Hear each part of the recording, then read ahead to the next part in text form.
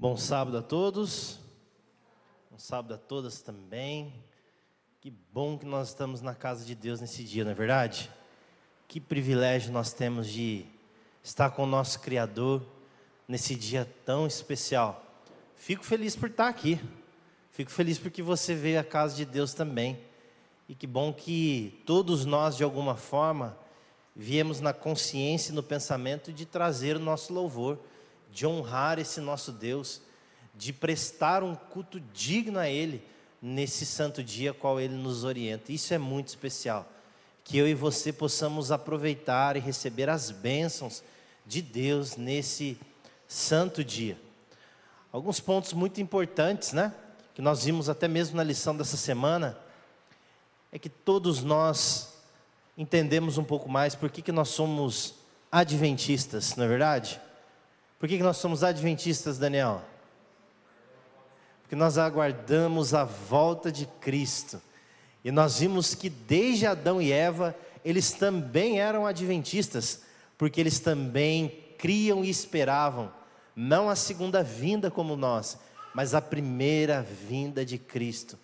Que nesses últimos dias nós possamos ser adventistas, crendo e tendo esperança no advento de Deus nesses últimos dias. Deus seja louvado. E que sejamos adventistas do sétimo dia.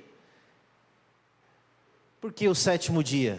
É só porque nós guardamos o sábado? Vejo que muitos talvez têm feito uma confusão, né? Acreditam que é necessário apenas guardar o sábado, irmã Leia. É isso que Deus nos ordena, para guardarmos o sábado? É esse o mandamento de Deus? Qual é o mandamento de Deus sobre o sábado? Santificar, é um dia santo.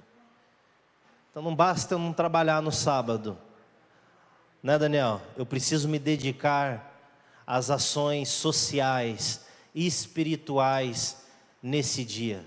Honre a Deus, louva a Deus, ajude, interceda, se dedique a atividades não lucrativas, estude a Bíblia, esteja com a sua família, visite, dê um estudo bíblico, ensaie um louvor, cante, preste um culto ao seu Deus, ao meu Deus, ao nosso Deus. E que assim possa ser o nosso dia de sábado, até a volta de Jesus e depois para todo sempre, porque a Bíblia diz que de um sábado a outro sábado nós adoraremos e louvaremos o nosso Deus para toda a eternidade. Que nós tenhamos essa consciência, meus queridos irmãos. Um outro aspecto também que nós às vezes falamos e não percebemos, né? Falamos assim: Juliana, dê uma chance para Deus. Daniel, Ana Aurélia, dê uma chance para Deus. Deus não pede chances, Deus oferece oportunidades. Deus está oferecendo para mim e para você oportunidade de salvação. Aceite, não recuse. Não fique achando que você precisa dar uma chance para Deus, meu querido irmão. Não, Deus oferece chances e oportunidades. Aceite-a, seja feliz, sirva a Deus e o glorifique nessa terra. Amém? Nós teremos no mês de junho uma semana muito especial. E eu confesso que eu tenho sido tocado pelo Espírito Santo de Deus a fazer parte desse movimento.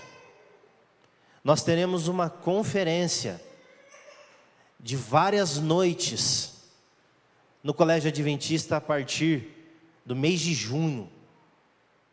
Temas muito impactantes para a nossa realidade atual. Participe. Nós começaremos no sábado, teremos um batismo no domingo. Nossa irmã Juliana vai estar lá, né, Juliana? Se Deus quiser, receber os estudos bíblicos, aceita Cristo, estará conosco nessa semana tão especial. Mas nós teremos uma semana repleta de bênçãos. Eu já estou me planejando, vendo algumas pessoas que eu vou convidar. Vou chamar alguns amigos e vou na casa de algumas pessoas levar esse folhetinho. Já estou separando essa minha semana para estar ajudando, orando e participando. e colocando o meu carro à disposição se alguma das pessoas que eu convidar precisar de carona. Deus colocou no meu coração que será uma semana muito especial, muito importante. Primeiro, participe, convide alguém que você está dando estudo bíblico, que você tem orado, não deixe de fazer parte desse movimento. Nós temos alguns folhetos especiais, mas não são folhetos, são convites. Convite é diferente de folheto? Sim, né? Folheto é quando a gente vai na praça, aí tem algum dentista oferecendo o seu serviço, né, Daniel? E a gente passa ali, a pessoa pergunta, você pode... O convite a gente convida. E para a gente convidar tem que estar lá, né? Imagina a irmã Leia convida um monte de gente, em condições normais, tá, irmã Leia? Condições normais, tá? A gente está falando que sempre em condições normais. Mas a irmã Leia convida um monte de gente, aí a pessoa chega assim, então, a irmã Leia me convidou. Aí ela vai na segunda, no domingo não está a irmã Leia, na terça não está a irmã Leia, não tá, a irmã Leia não foi. Então vá, convide alguém e será muito especial. Eu tenho no meu coração que o Espírito Santo tem atuado na minha e na sua vida, e esses últimos dias são determinantes na história desse mundo. Não deixe de participar, não deixe de orar pelas pessoas que você ama, não deixe de falar de Jesus, não deixe de alertar as pessoas de que Jesus está voltando e que nós precisamos nos preparar. Amém? Hoje nós vamos falar um pouco de uma mensagem que está no livro de Josué. E eu confesso que o livro de Josué, ele traz um contexto muito desafiador para todos nós. E o título da mensagem dessa manhã é assim, ó: agora é com você. Vocês já tiveram alguma situação em que no trabalho, em casa, alguém fala assim para você, agora é com você? Lá na sua agência do correio, né? Acho que teve um período de transição, correto? Ficou ali uma pessoa te ajudando no sistema, como é?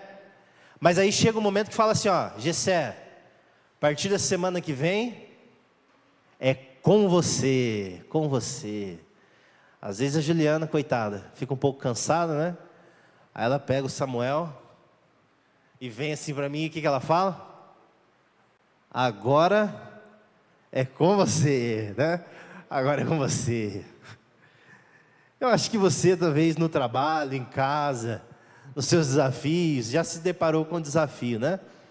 Nem sempre a gente está preparado, nem sempre a gente quer, nem sempre nós estamos animados, nem sempre nós estamos motivados. Mas uma coisa que não é possível escapar à medida que nós vamos avançando nas gerações, na transição da vida, no amadurecimento de cada um de nós, são responsabilidades. São responsabilidades. E vão chegando algumas situações na vida em que às vezes sem ela avisar, a gente percebe que agora é com a gente, né? Agora é comigo. Agora é comigo. E nós vamos ver uma situação bíblica muito interessante. Eu esqueci meu celular e a Bíblia lá no som. Alguém tem? Você tem com a Bíblia aí, Ju? Ou o celular aí no aplicativo? Josué, livro de Josué, capítulo 1.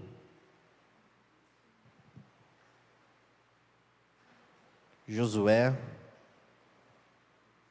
Interessante, né? Quando a gente pega a Bíblia de alguém, a gente vê que é diferente da nossa, né? Até o aplicativo do celular. Você vê que a gente não, né, fica ralando para achar que acredita, irmã Lé? Eu não conhecia essa situação, não. Até o aplicativo da Bíblia, de um celular que é igual ao que eu tenho, a gente tem dificuldade de achar. Mas agora é comigo, né? Agora é com você. Você achou aí? Qual o título da mensagem dessa manhã, então? Agora é com você. Esse é o título da mensagem. Vamos ler aqui. Depois da morte de Moisés, versículo 1.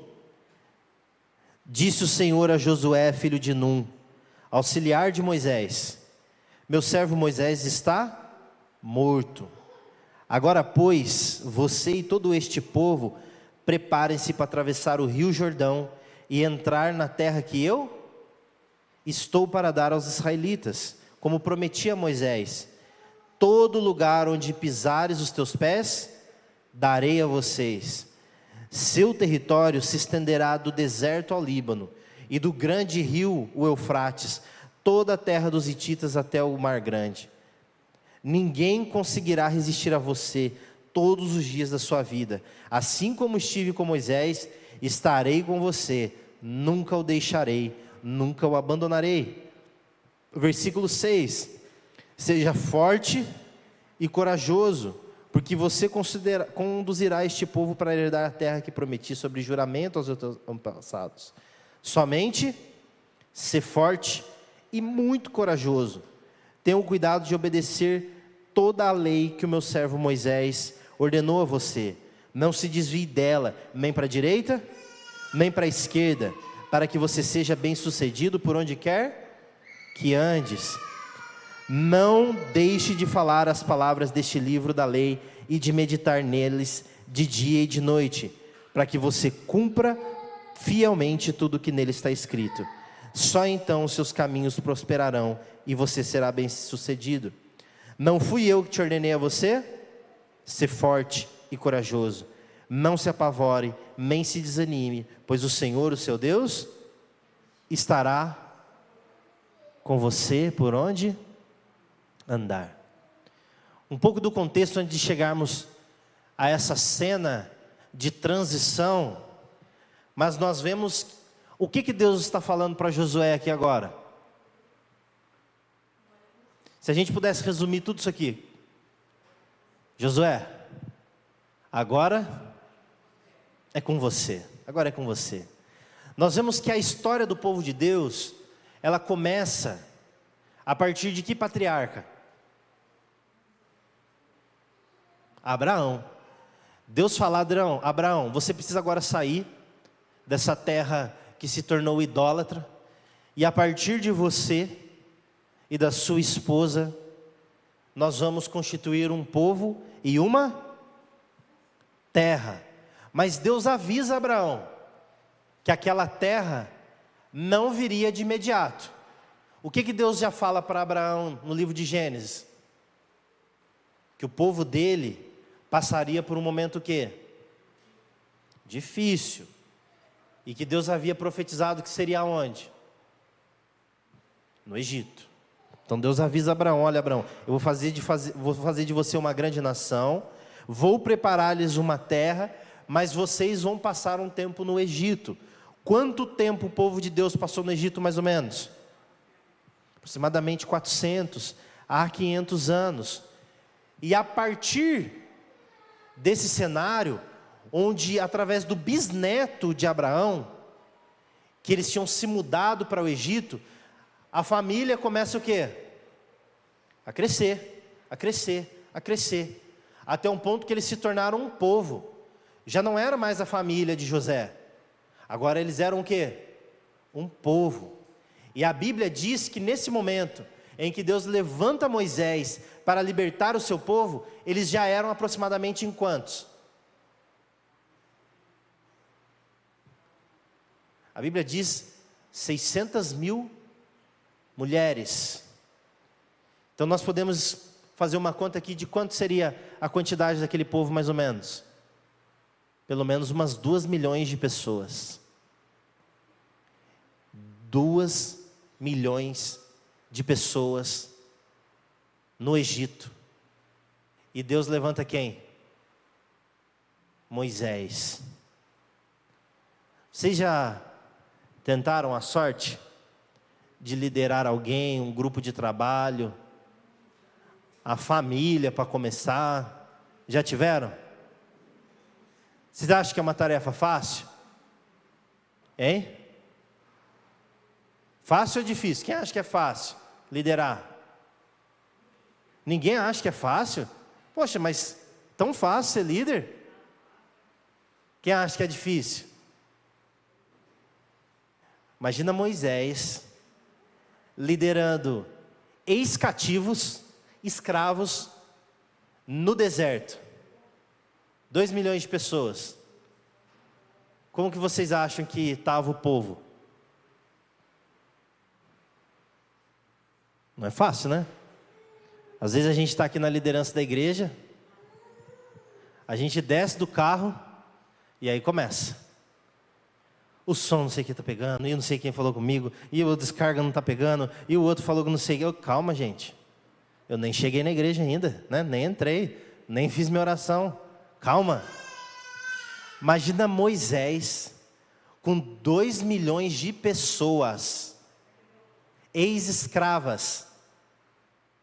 Vocês já viram aquelas pessoas assim que ficam numa condição assim, isolada da sociedade, sem muito cuidado, sendo oprimido? Geralmente, como que as pessoas ficam? Reativos, mas o que mais? Você acha que era um povo assim, que era bem cuidado, tomava banho, descansava, aprendia? Gente, o povo estava tudo rebelde, escravo.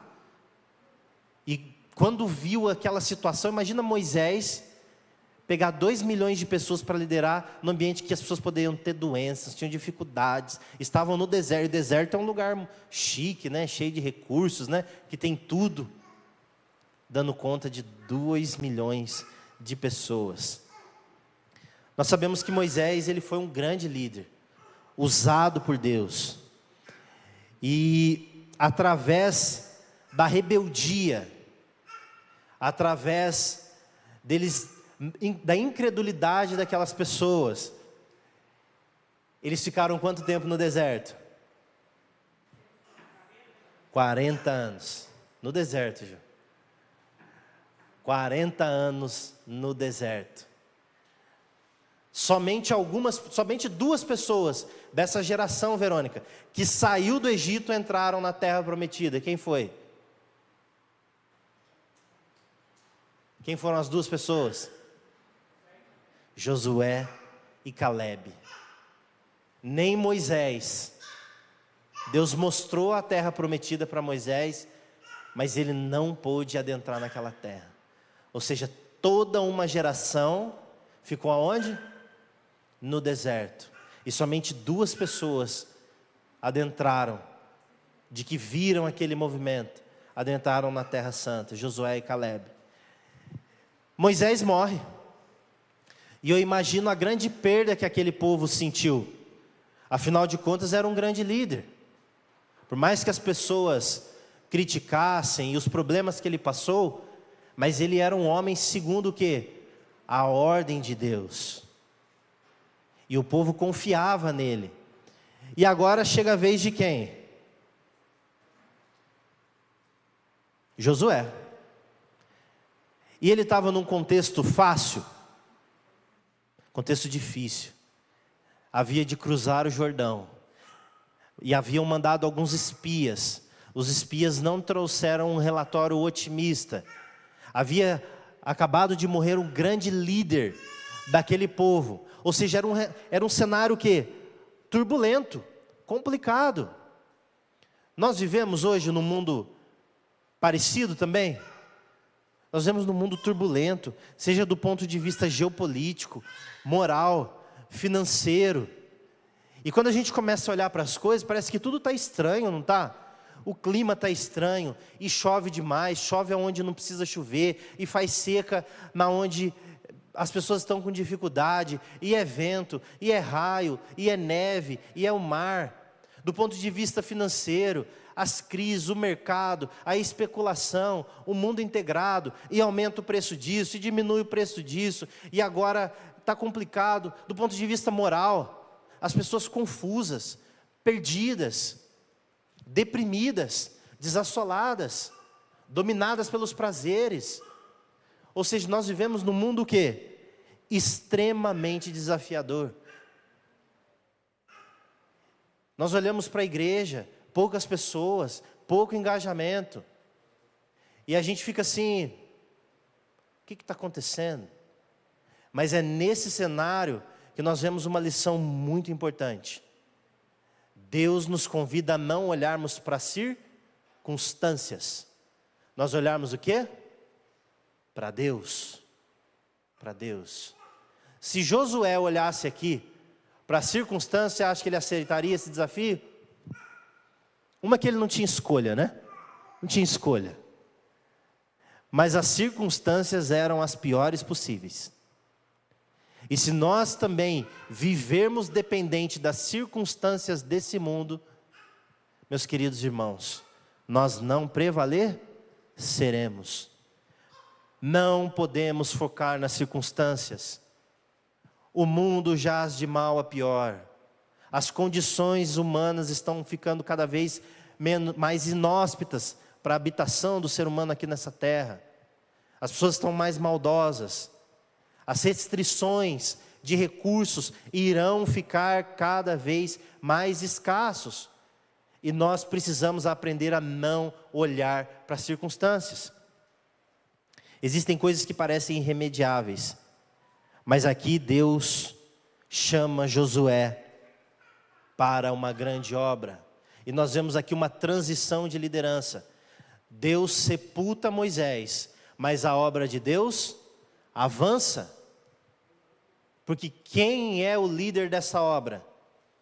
Era Moisés? É o próprio Deus. Então Josué aqui, ele é chamado. E nós vemos que o plano de Deus não é o quê?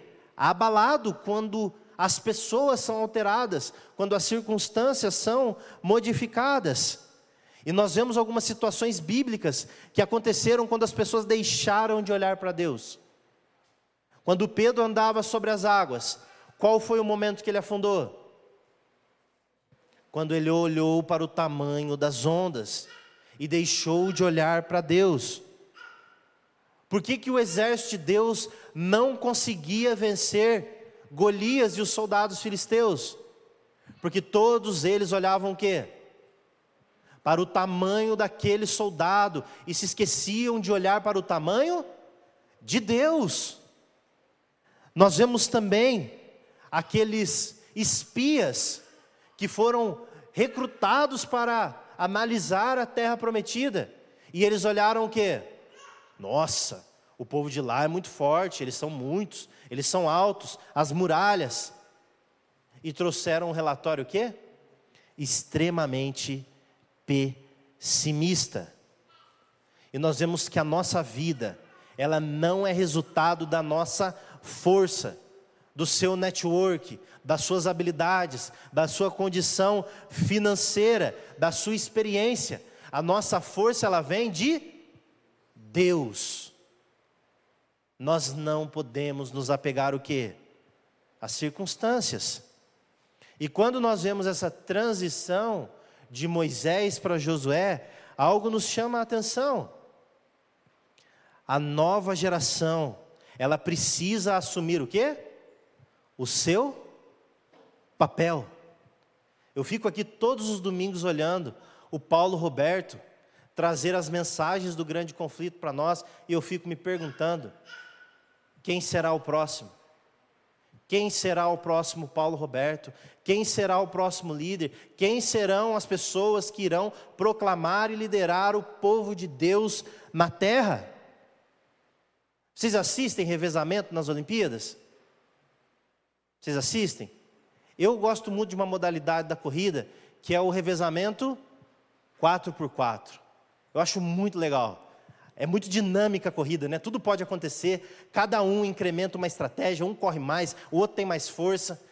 E aquela pista oval dá a impressão de que algumas pessoas estão um pouco mais na frente, mas quando nós vemos aquele avanço no raio, no diâmetro da circunferência, nós vemos que todos estão em iguais condições, não é verdade?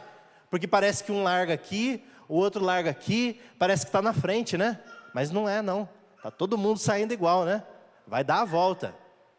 Mas existe um objeto muito interessante e um movimento que acontece nessa modalidade. Qual é? Como é? Vocês não assistem? Não conhecem? Nunca viram? É assim, ó. O professor Daniel, ele ensinava lá no colégio adventista, vocês lembram? Ó? Que movimento que é esse? Que movimento que é esse, pessoal? Passar o bastão. Mas parece que está a Verônica lá assim, ó. Não, Verônica? e não vem ninguém, né? E a Verônica, e o Paulo Roberto, e todo mundo, e não tem como passar o bastão, Rosana. Nós precisamos assumir a nossa responsabilidade, o nosso papel. A nova geração precisa assumir o seu papel. Os moirões, que nós chamamos, aqueles que já estão de cabelo branco, eles se vão, estão indo.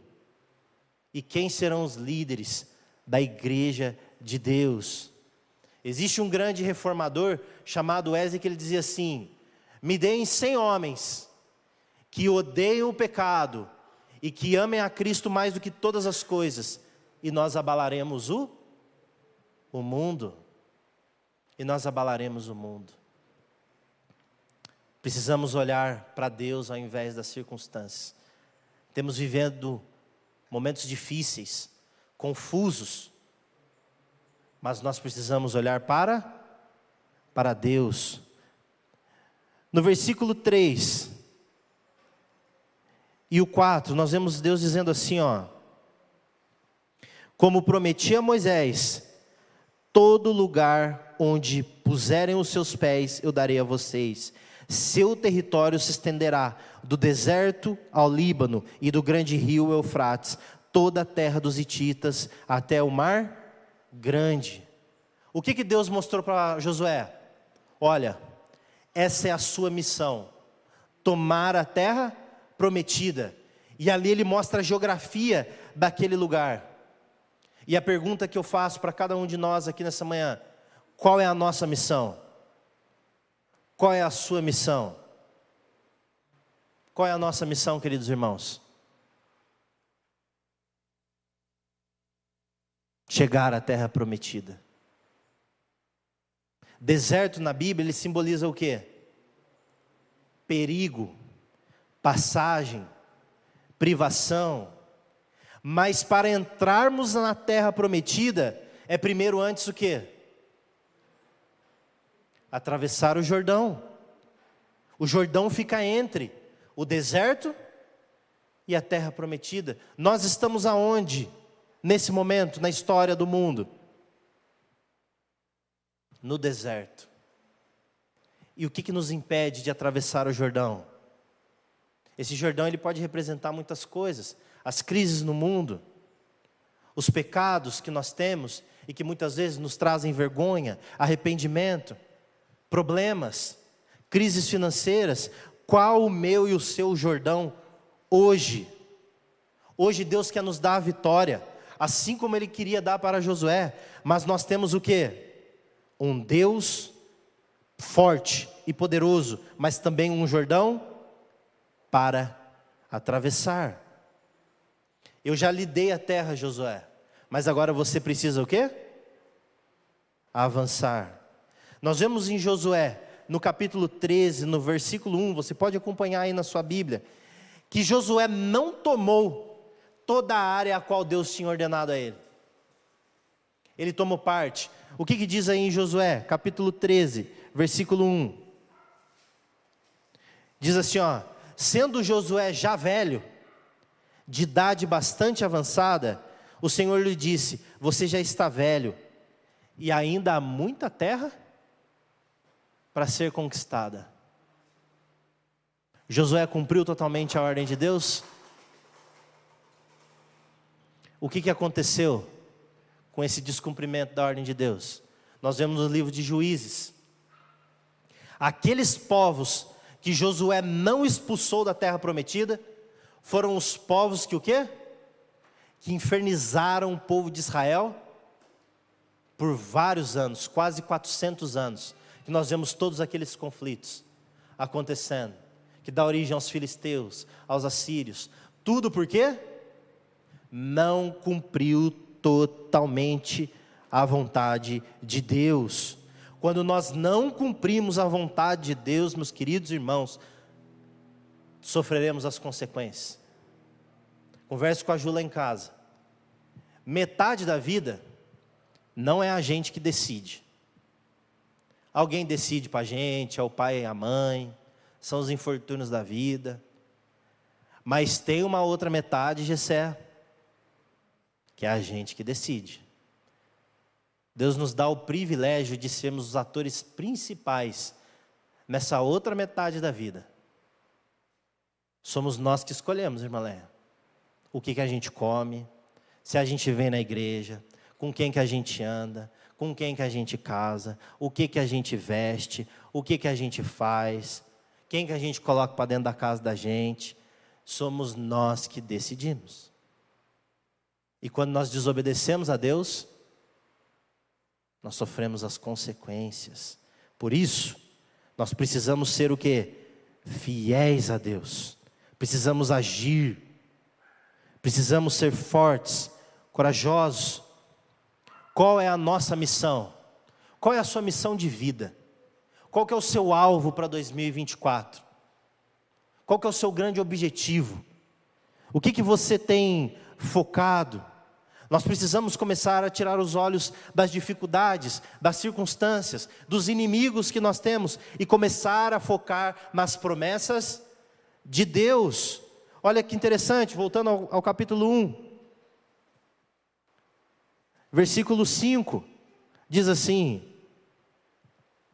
ninguém conseguirá resistir a você todos os dias da sua vida. Assim como estive com Moisés, estarei com você. Nunca o deixarei, nunca o abandonarei.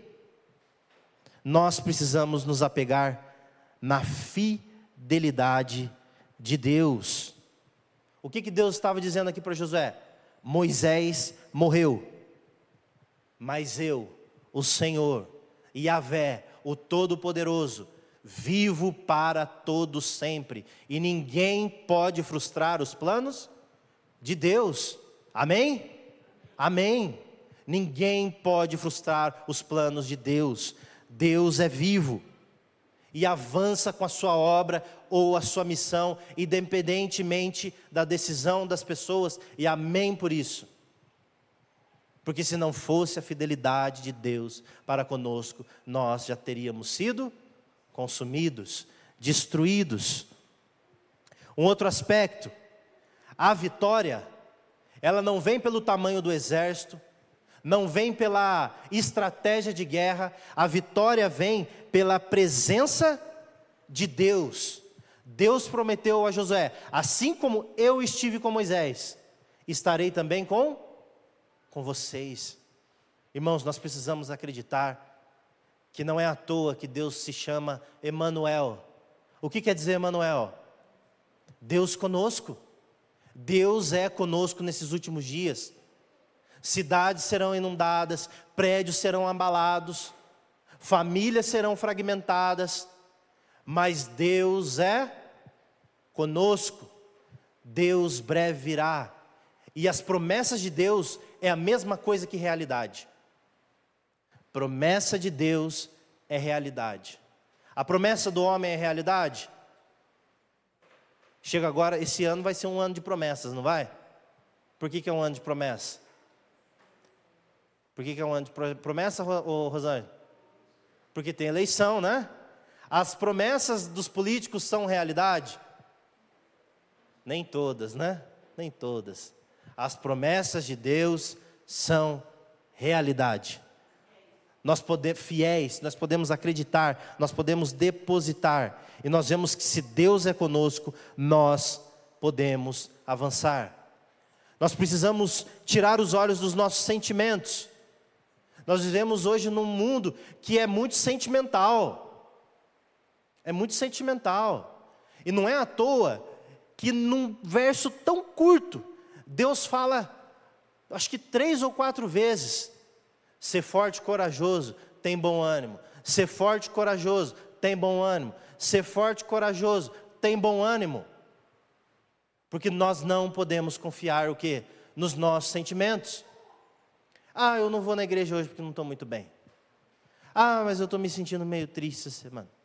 Ah, mas eu estou alegre demais, então eu vou viajar. Ah, mas eu estou... Não devemos olhar para as circunstâncias e para os sentimentos. Nós precisamos olhar para Deus. Ser forte e corajoso.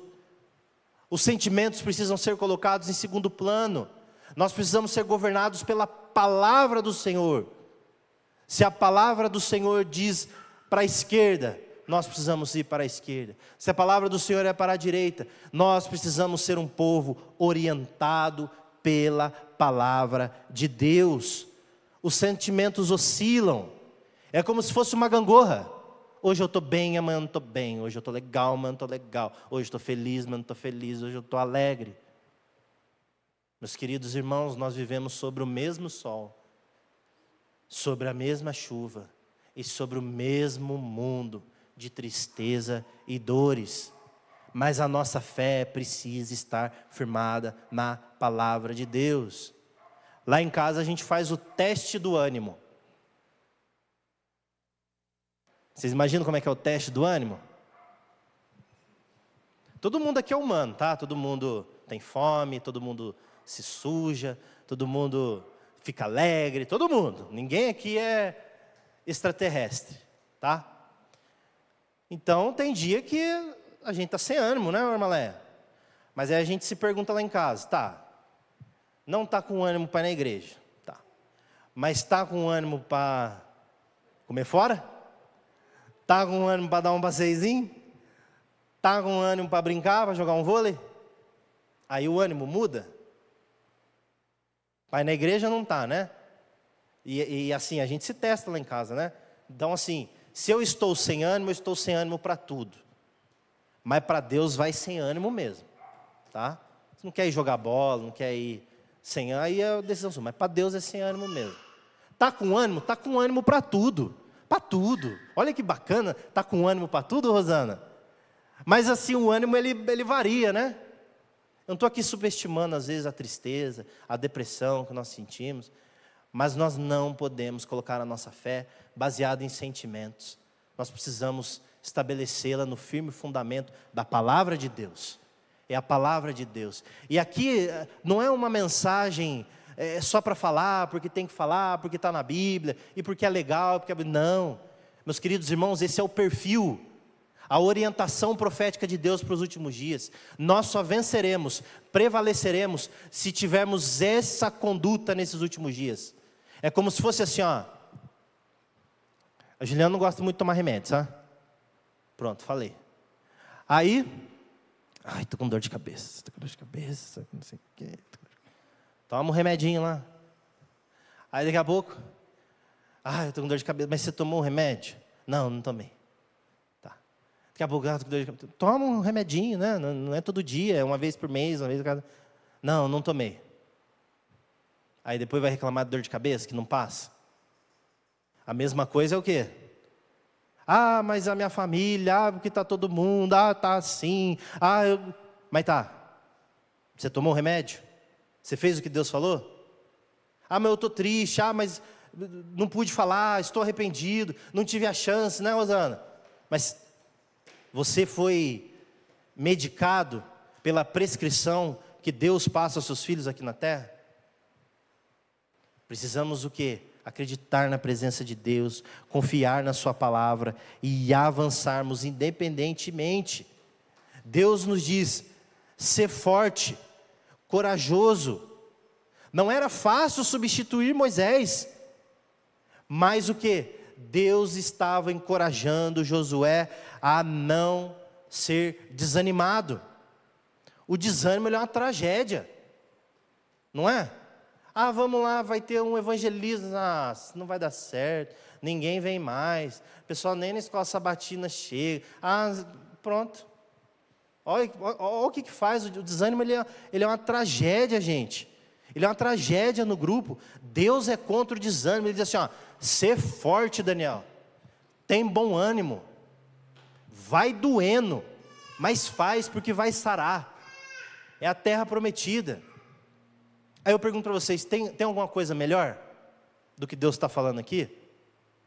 Se alguém tiver uma coisa melhor, pode levantar a mão e falar. Tem alguma coisa melhor do que Deus está oferecendo para nós nessa manhã? Mateus, tem sim, tem mesmo? É verdade? As pessoas que estão lá estão felizes? Estão bem? Estão se regozijando? Estão cheias de esperança? Irmãos, aquilo que nós cremos influencia nas nossas atitudes.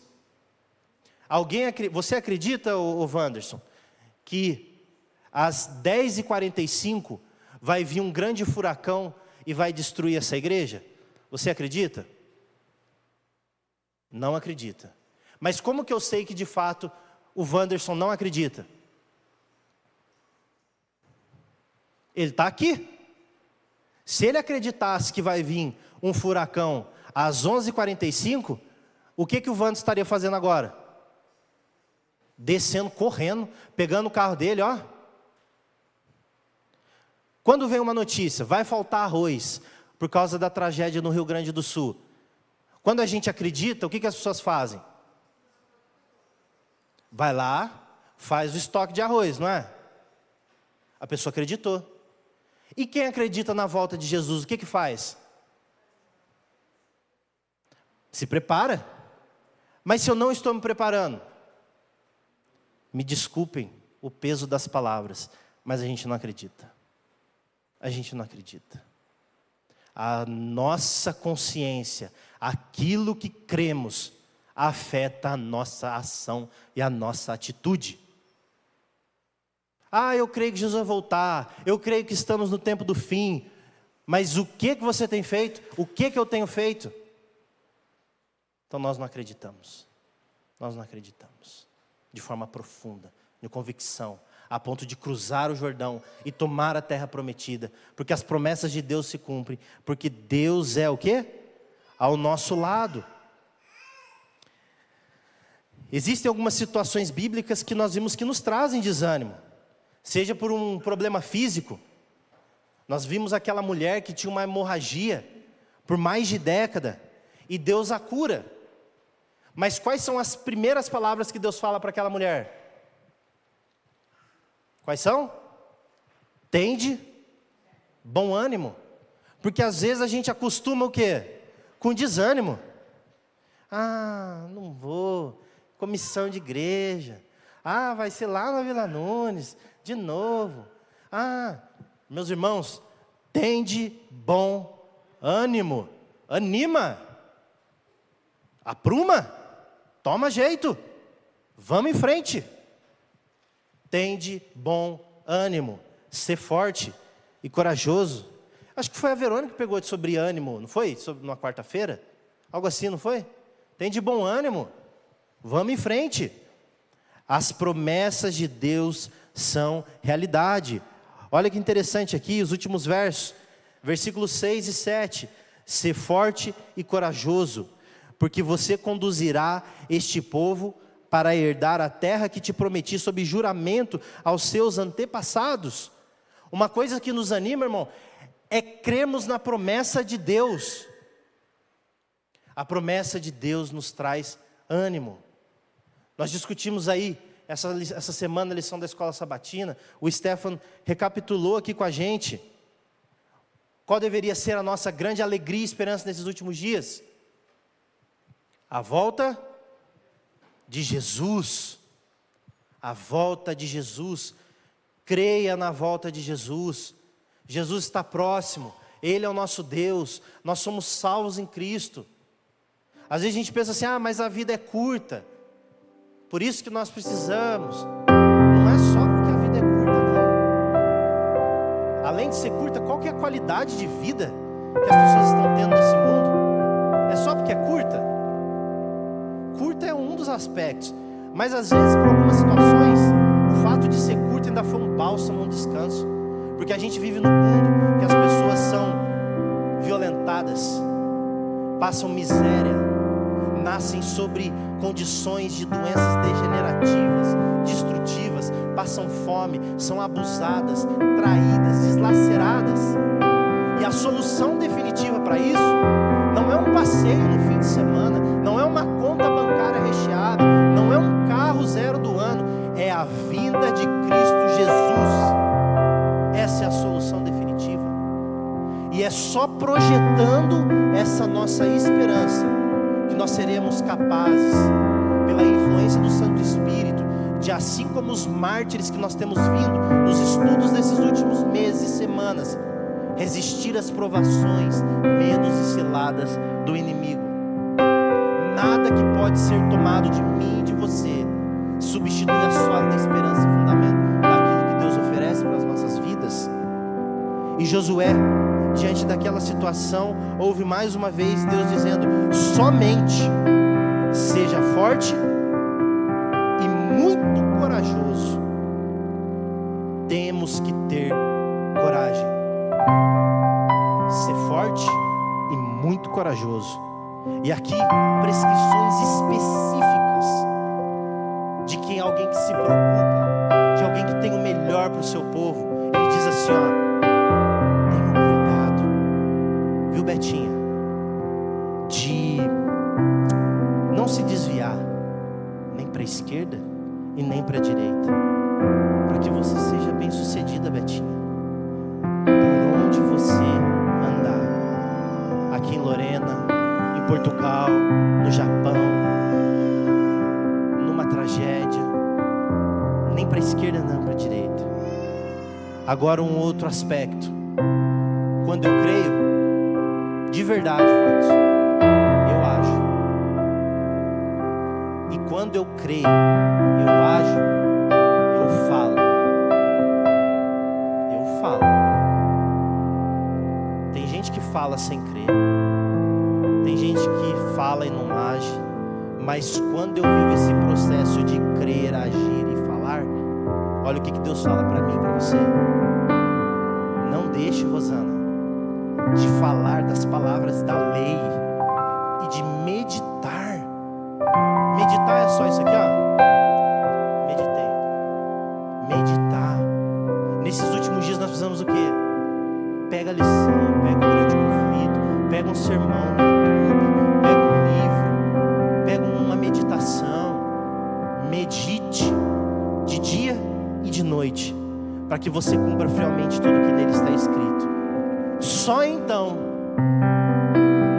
os seus caminhos prosperarão e você será bem sucedido.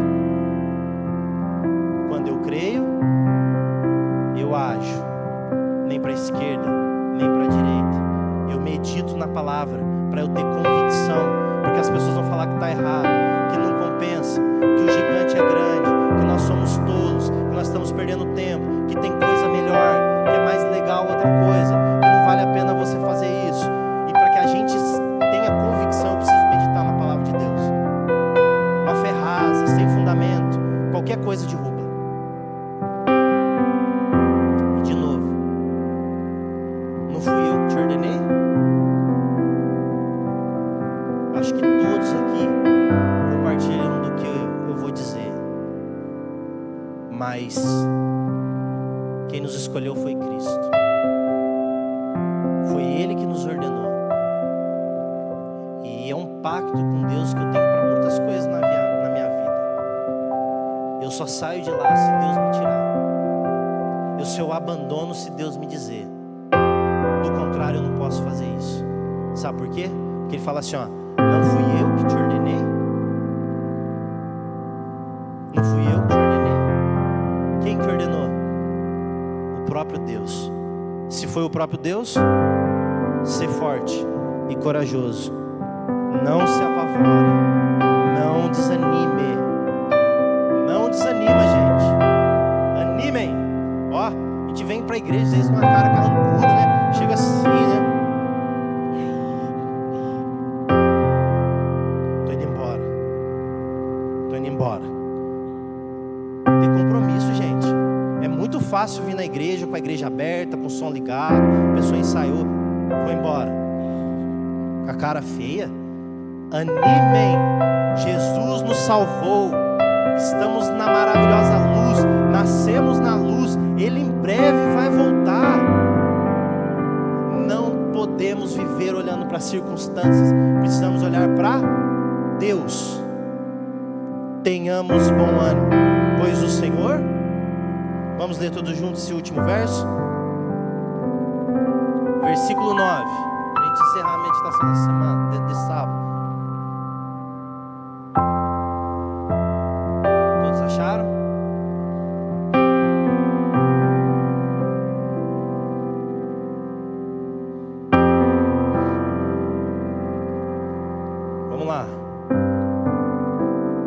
Não fui eu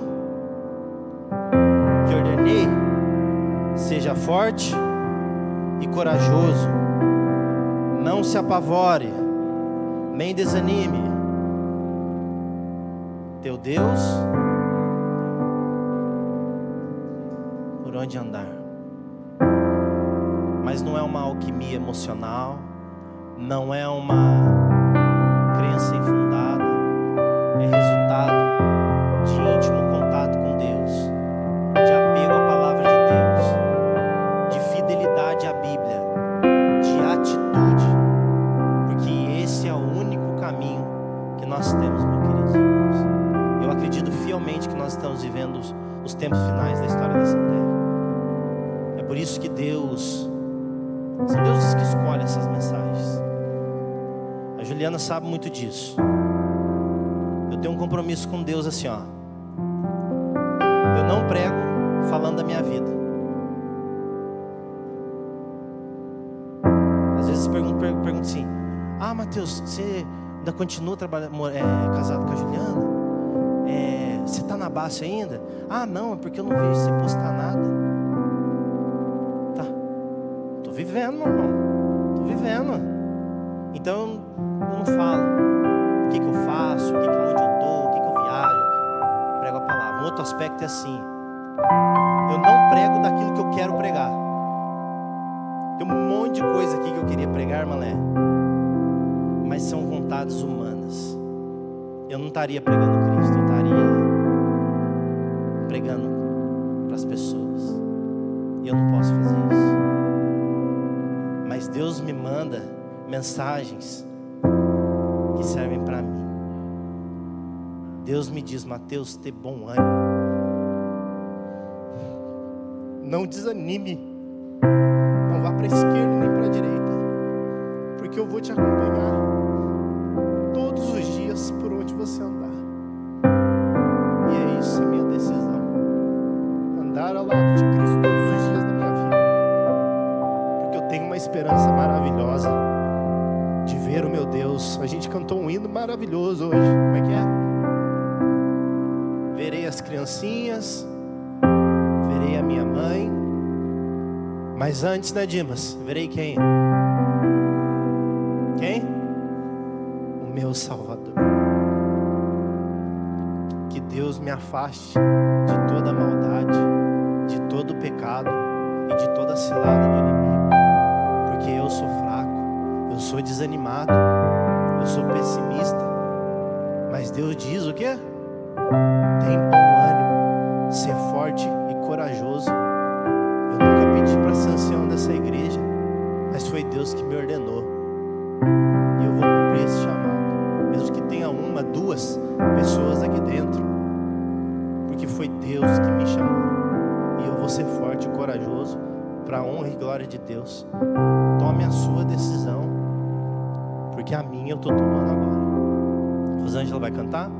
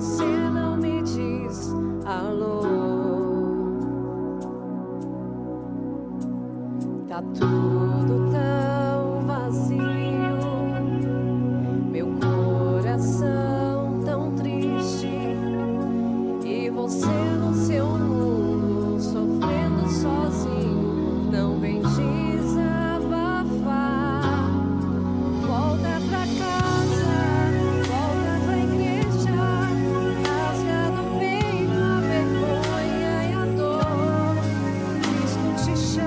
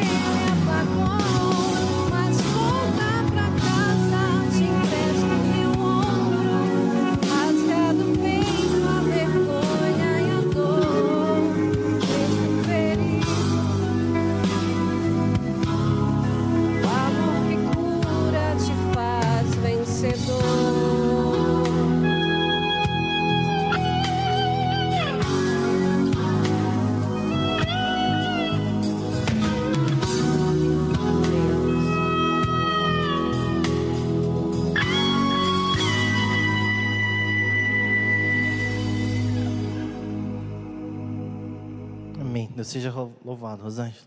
Vamos colocar em pé e falarmos com o nosso Deus.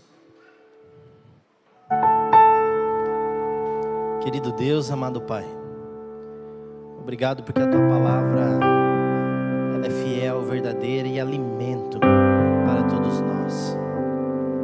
Ela tem porções, sessões específicas para a variedade das situações, emoções e conflitos que temos aqui nesse mundo. Para cada sintoma, para cada dificuldade, para cada momento da vida, a Tua palavra ela é eficaz, segura e verdadeira. Por isso é que nela é qual nós queremos nos apegar.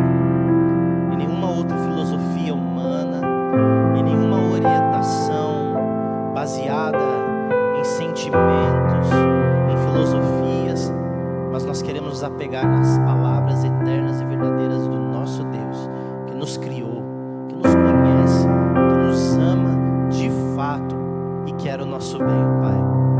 Que nós possamos ser fortes e corajosos nesses últimos dias.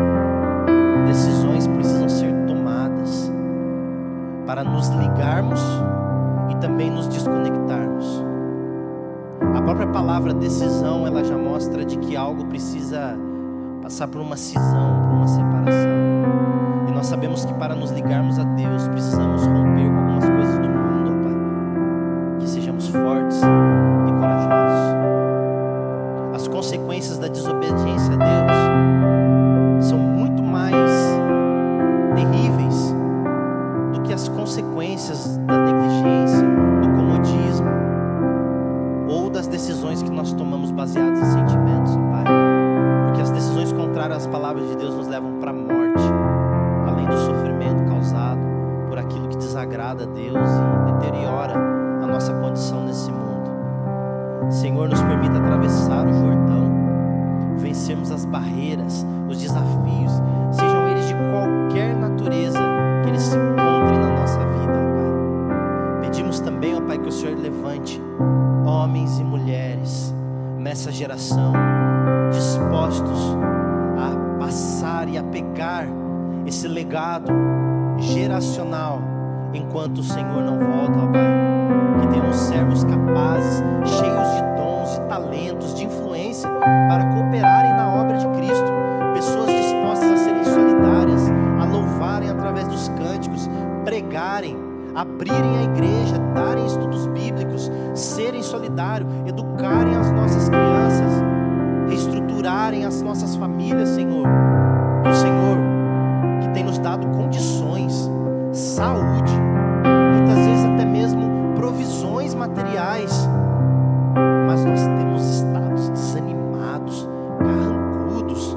Oh não, Senhor, faça com que calibremos a nossa percepção do que é bom. Senhor, o Senhor vai voltar, salvar os seus filhos, levar para a eternidade, estar conosco, vivemos as maravilhas, longe de inundações, tragédias, mortes, dores, doenças, crises, traumas. Que mundo é esse que nós achamos que gostamos tanto? Alimentos que cada vez mais destroem o nosso corpo. Senhor, tem misericórdia de nós, que temos a sabedoria, a fé, a coragem e a ousadia a qual o Senhor colocou diante de Josué para afrentar aquele momento, sair do deserto. Senhor, nos tire desse deserto que é essa terra, que nós não sejamos apegados aqui, porque não tem nada para se apegar, Senhor. Há apenas o Senhor e os teus filhos. Que nós possamos contagiar, não com desânimo, mas com ânimo espiritual, as pessoas que nós mais amamos, ó Pai. Que nós não sejamos pessoas que venhamos a fazer convites indecentes para um filho, para uma esposa, para um pai, oferecer coisas que afastem essas pessoas. Não, que a gente convide para vir na igreja, fazer um culto de pôr do sol, estudar a palavra, fazer uma visita, convidar as pessoas para almoçar na nossa casa, visitar aqueles que estão afastados, aqueles que estão doentes. Senhor, muitas vezes nós estamos sendo agentes de separação dentro da nossa casa, porque nós estamos amando mais as coisas da terra do que a casa de Deus e as coisas do Senhor, ó Pai. Não nos permita fazer essa loucura, mas que o Espírito Santo, ó Pai, tome posse de nós e que nós sejamos provedores e manifestemos os frutos do Espírito.